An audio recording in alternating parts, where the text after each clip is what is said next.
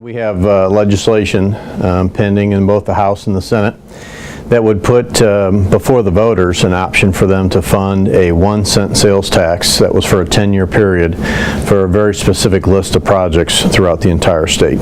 4 or 5 years ago, when we were completing projects across the state and making Missouri a better place transportation-wise, the Highway Commission was dealing with about a $1.3 billion construction budget annually. Today, it's around $650 million annually, so you can see the decline is already about half of what it was 3 or 4 years ago.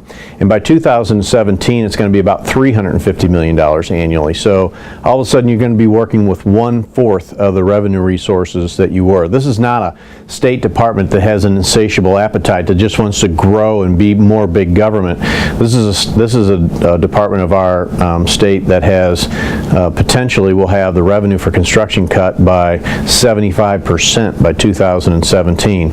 So it's incumbent upon us to try to replace some of those dollars, maybe not all of those, and keep the system at least maintained, which takes roughly about $500 million a year, and hopefully have a little bit of money to complete some other very important projects, whether it be I-70, which sorely needs to be replaced, bridges. We have almost 900 bridges in the state that are ready for closure in the next 2 or 3 years out of our 10,400. So there's a whole, when you have a transportation system our size, there's a lot of projects that need to be accomplished just to keep the system safe and reliable for our residents. I believe that a good transportation infrastructure and economic development go hand in glove.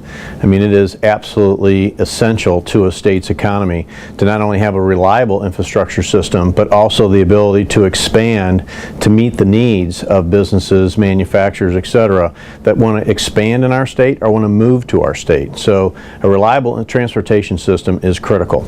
Number 2 is we have the largest rail hubs, second and third largest rail hub, I should say, in Kansas City and St. Louis, and the ability to move freight efficiently in between those 2 rail hubs and take advantage of it as it moves across our state is a great economic benefit that we have that other states would probably really love to have. So that's a critical component we need to make sure we maintain. And then things that we don't think about, because we think of hard surface transportation, but Missouri is also blessed with 2 rivers. We have the Missouri running through us and the Mississippi running on our east side, and the ability to move cargo through those water bodies is essential. And so port development and being able to take advantage of container development that may come as we expand the Panama Canal really could put Missouri in a position to be a leader in freight transportation.